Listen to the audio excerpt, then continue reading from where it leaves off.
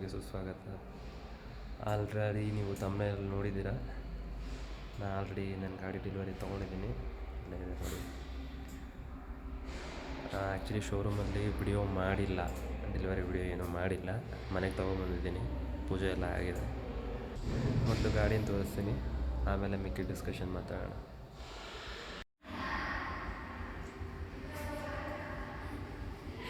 ಇದು 200 4V ಹೊಸ ಮಾಡಲ್, white colour.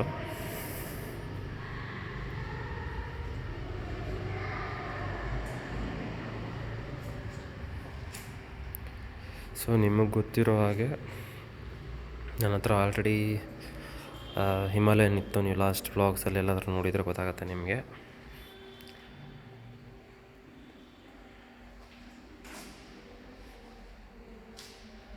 ನೋಡಿ, ಆಲ್ರೆಡಿ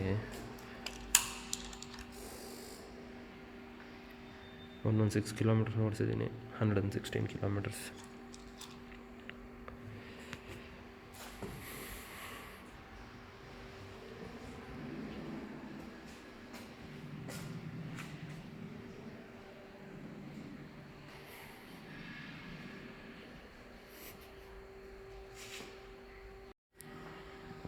ನೋಡಿ, ಸದ್ಯಕ್ಕೆ ಗಾಡಿಗೆ ನಾನು ಆ್ಯಕ್ಸೆಸರೀಸ್ ಅಂತ ನೋಡಿ centre stand ಹಾಕ್ಸಿದ್ದೀನಿ. Centre stand accessory ಬರೋದು. ಮತ್ತು ಈ ರ್ಯಾಲಿ ಕಿಟ್ದು ಇದು ಗೇರ್ ಲಿವರ್ ಬರುತ್ತೆ. ಏನು ಡಿಫ್ರೆನ್ಸ್ ಅಪ್ಪ ಅಂತಂದರೆ, ನಿಮಗೆ ನಾರ್ಮಲ್ ಇಷ್ಟೇ ಬರೋದು ಇಲ್ಲಿಗೆ ಬರುತ್ತೆ. ನಿಮಗೆ ಗೇರ್ ಶಿಫ್ಟ್ ಮಾಡೋಕ್ಕೆ ತುಂಬ ಕಷ್ಟ ಆಗುತ್ತೆ. ಸೊ ಇದು ಸ್ವಲ್ಪ ಲೆಂತ್ ಬರುತ್ತೆ. ಸೊ ರೈಡಿಂಗ್ ಬೂಟ್ಸ್ ಹಾಕಿದ್ರೆಲ್ಲ ಈಸಿ ಇರುತ್ತೆ ಗೇರ್ ಚೇಂಜ್ ಮಾಡೋದಕ್ಕೆ. ಅದು ಬಿಟ್ಟರೆ ನಾನು ಮತ್ತೆ ಹ್ಯಾಂಡಲ್ ಬಾರ್ ರೈಸರ್ಸ್ ಹಾಕ್ಸಿದ್ದೀನಿ. ಸೊ ಲೋ ಹೈಟ್ ಇದೆ, ಹಾಗಾಗಿ ಹೈಟ್ ಮಾಡಿಸಿದ್ದೀನಿ. ಸೊ ಸದ್ಯಕ್ಕಷ್ಟೇ, ಸದ್ಯಕ್ಕೇನು ಮಾಡಿಸಿಲ್ಲ.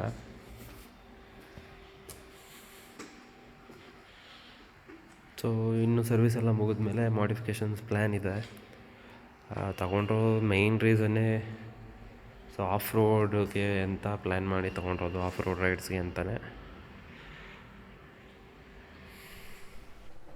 ಸೊ ಬೈಕ್ ಡೆಲಿವರಿ ವಿಡಿಯೋ ಮಾಡೋಕ್ಕಾಗಿಲ್ಲ, ತುಂಬ ಮಳೆ ಇತ್ತು ಅವತ್ತು, ಹಾಗಾಗಿ ಬೈಕ್ ಡೆಲಿವರಿ ವಿಡಿಯೋ ಮಾಡೋಕ್ಕಾಗಿಲ್ಲ. ಜಸ್ಟ್ ಒಂದು ಚಿಕ್ಕ ಫುಟೇಜ್ ರೆಕಾರ್ಡ್ ಮಾಡಿದ್ದೀನಿ, ಅದನ್ನು ಪ್ಲೇ ಮಾಡ್ತೀನಿ, ನೋಡ್ಕೊಂಬನ್ನಿ.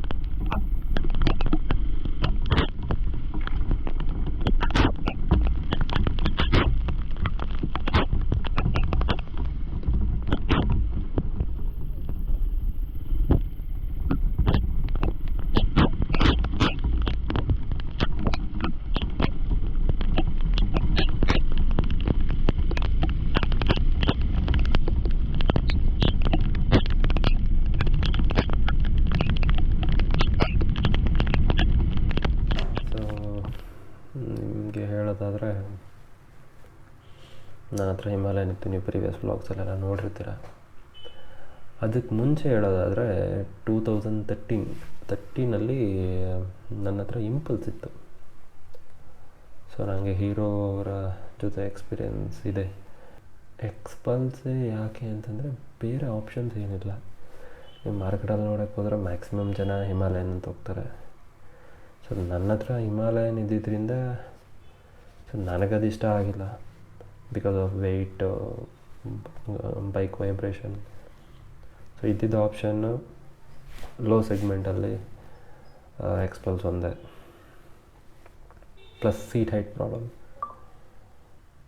ಬಿಗ್ ADV ಬೈಕ್ ತೊಗೊಂಡ್ರೆ ನಿಮಗೆ ಆಫ್ ರೋಡ್ ಎಲ್ಲ ಮಾಡೋದು ರಿಸ್ಕು, ಏನಾದರೆ ಡ್ಯಾಮೇಜ್ ಆಗೋದು, ಪಾರ್ಟ್ಸ್ ಕಾಸ್ಟ್ಲಿ. ಸೊ ಚಿಕ್ಕ ಗಾಡಿಯಲ್ಲಿ ರಿಸ್ಕ್ ತೊಗೋಬೋದು. ನೀವು ಎಷ್ಟೇ ಹಾರ್ಡ್ ಕೋರ್ ಆಫ್ ರೋಡ್ ಮಾಡಿದ್ರು, ಏನೇ ಡ್ಯಾಮೇಜ್ ಆದರೂ 1000-2000 ರುಪೀಸ್ ಎಲ್ಲ ಮುಗ್ದೋಗುತ್ತೆ. ಸೊ ಹಂಗಾಗಿ ಎಕ್ಸ್ಪಲ್ಸ್ಗೆ ಕೈ ಹಾಕಿತ್ತು.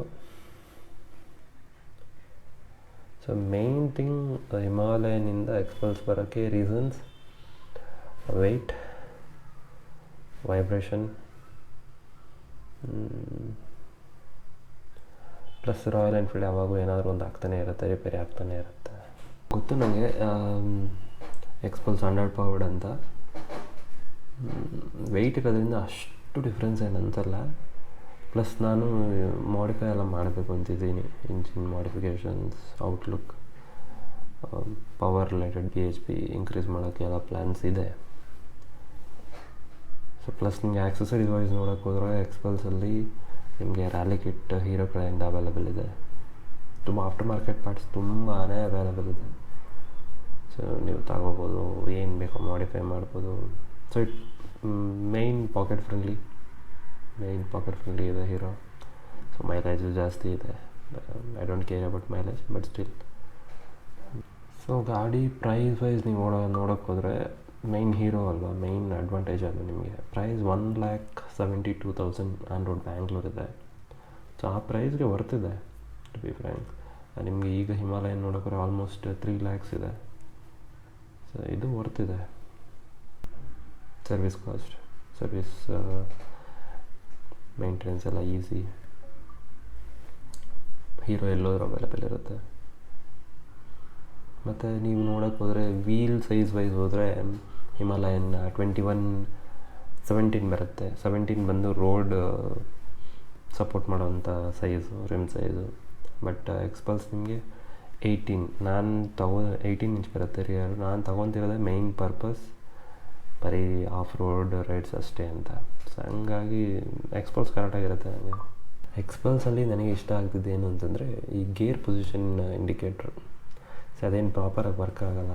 ಸೊ ನೋ ಯೂಸ್ ಅದು ಕೊಟ್ಟು. ಮತ್ತು ಈ ನ್ಯಾವಿಗೇಷನ್ ಸಿಸ್ಟಮ್ ಅಂತ ಕೊಟ್ಟಿದ್ದಾರೆ. ಸೊ ಅದು ಏನು ಯೂಸ್ ಇಲ್ಲ.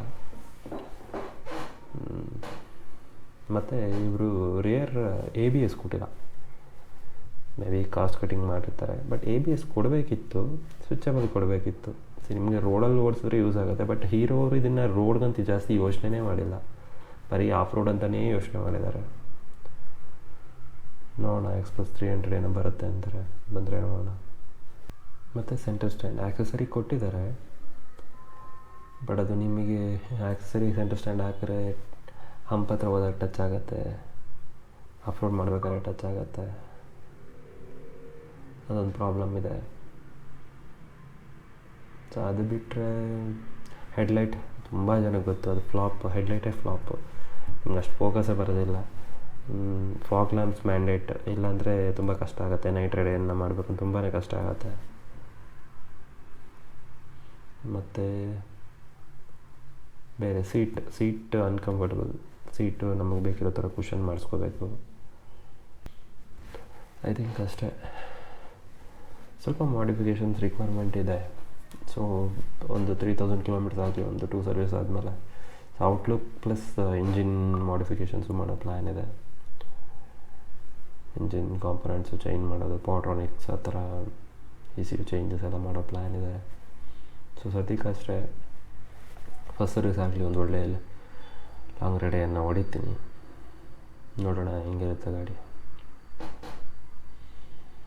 ಅಷ್ಟೇ ಸ್ನೇಹಿತರೆ, ಮತ್ತೆ ಸಿಗೋಣ ಇನ್ನೊಂದು ವಿಡಿಯೋಲ್ಲಿ. ಬಾಯ್.